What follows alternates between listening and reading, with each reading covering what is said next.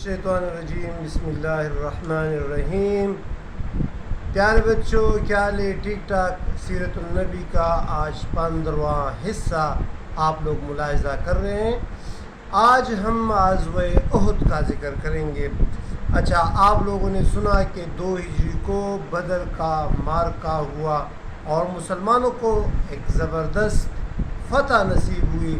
313 کے مقابلے میں 1000 فوج کو شکست ہوئی۔ شعبان 3 کو حضرت افسہ کے نکاح کے بعد حضور صلی اللہ علیہ وآلہ وسلم کے ہاں خوشخبری آئی، بی بی فاطمہ کا بیٹا حضرت حسن رضی اللہ تعالیٰ عنہ اس دنیا میں تشریف لائے پیدا ہوئے۔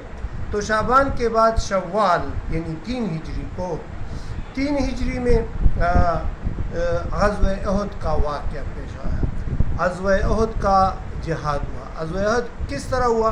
کیونکہ بدر میں مشرکین مکہ نے ایک عبرتناک شکست کھائی تھی، تو مشرکین مکہ کافی غصے میں تھے، اور غصے میں تھے تو ان لوگوں نے کیا کیا؟ ان لوگوں نے اپنا بدلہ لینے کے لیے ایک بہت بڑا لشکر جو ہے وہ تیار کیا۔ تقریباً 3000 نوجوانوں پر ایک لشکر وہ مشرکین مکہ نے مدینہ پر حملہ کے لیے تیار کیا، جس میں 700 زرے، 200 گھوڑے اور تقریباً 3000 اونٹ جو ہیں وہ شامل تھے۔ اس زمانے میں حضرت عباس رضی اللہ تعالیٰ عنہ وہ مکہ میں موجود تھے، وہ تشریف نہیں لائے تھے مدینہ میں۔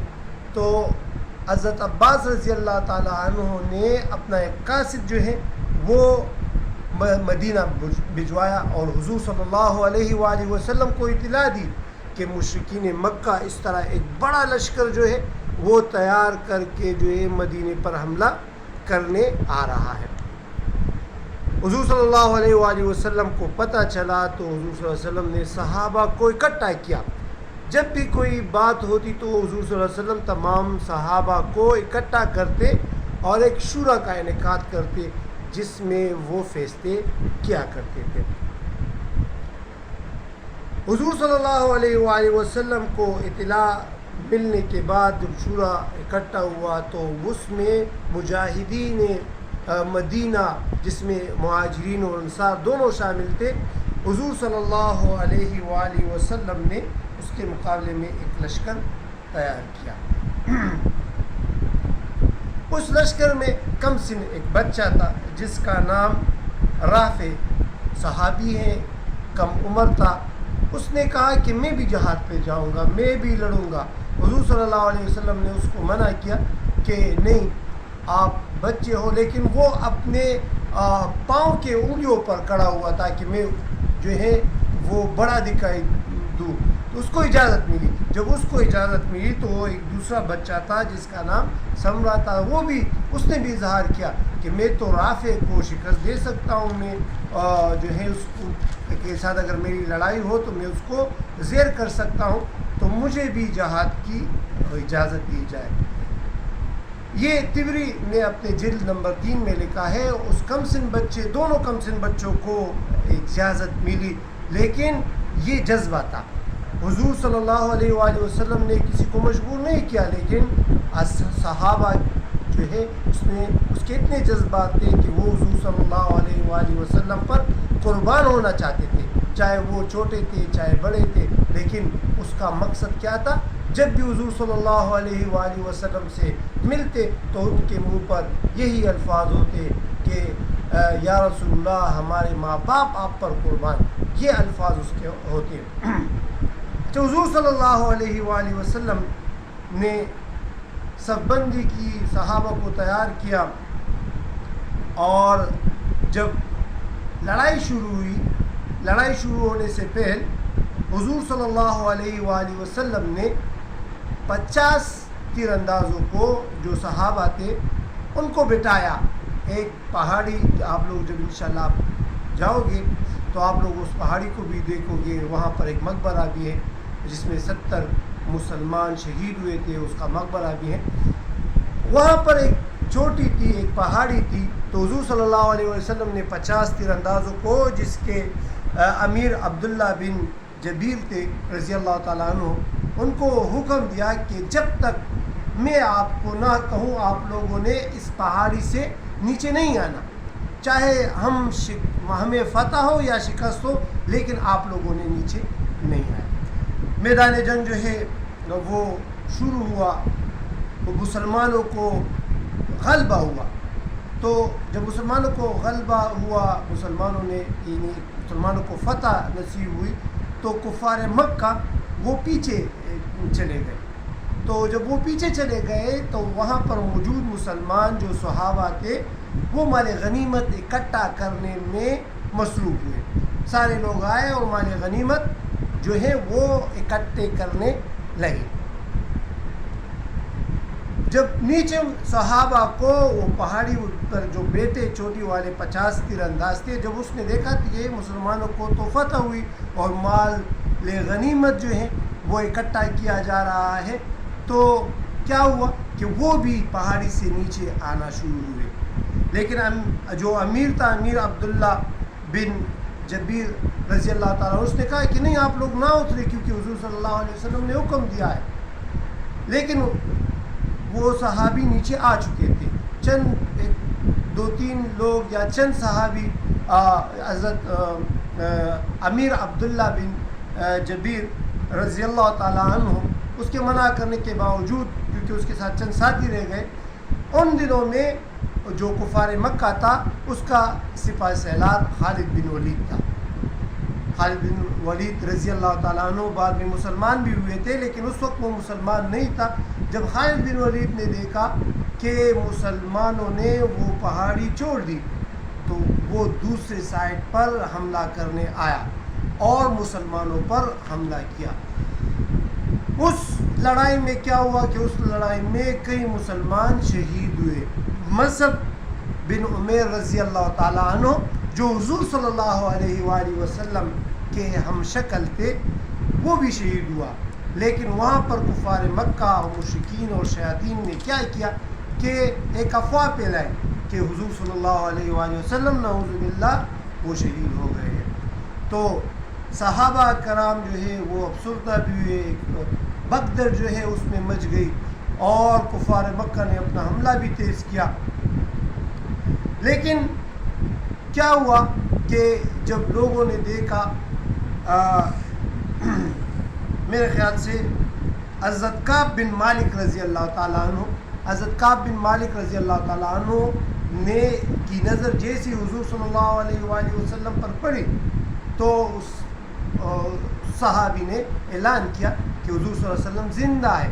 پھر مسلمان جو ہے وہ مطمئن ہوئے، اور حضور صلی اللہ علیہ وآلہ وسلم جب آگے بڑھے تو قریش مکہ کا مشہور عبداللہ بن قمیہ، اس نے حضور صلی اللہ علیہ وآلہ وسلم کو پر حملہ کیا تلوار سے، اور حضور صلی اللہ علیہ وآلہ وسلم کے چہرے مبارک پر اونٹ کی 2 کڑیاں جو ہیں وہ ماری، جس سے حضور صلی اللہ علیہ وآلہ وسلم کے چہرے مبارک پر وہ 2 کڑیاں جو تھی وہ پھنس گئی، اور حضور صلی اللہ علیہ وآلہ وسلم کا دانت مبارک بھی اس سے شہید ہوا۔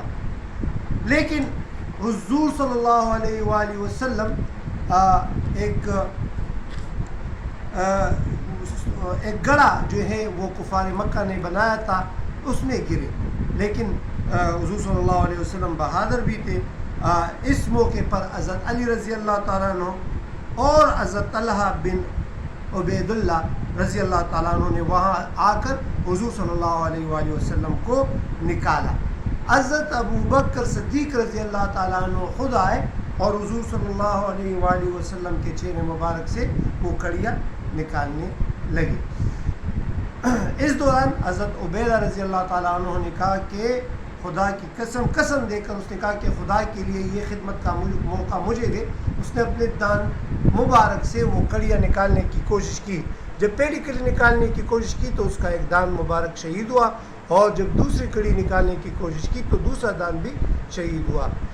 حضرت ابو بکر صدیق رضی اللہ تعالیٰ عنہ اور دوسرے جو صحابی تھے، حضرت علی رضی اللہ تعالیٰ عنہ، طلحہ رضی اللہ تعالیٰ عنہ، وہ موجود تھے، لیکن کفار مکہ نے تیروں سے تلواروں سے حملہ کیا تو حضرت طلحہ بن عبید اللہ نے حضور صلی اللہ علیہ وآلہ وسلم کے سامنے آ کر ایک جو ہے شیر بنائی اور حضور صلی اللہ علیہ وآلہ وسلم کو ان تیر اندازوں سے اور تلوار والوں سے بچایا۔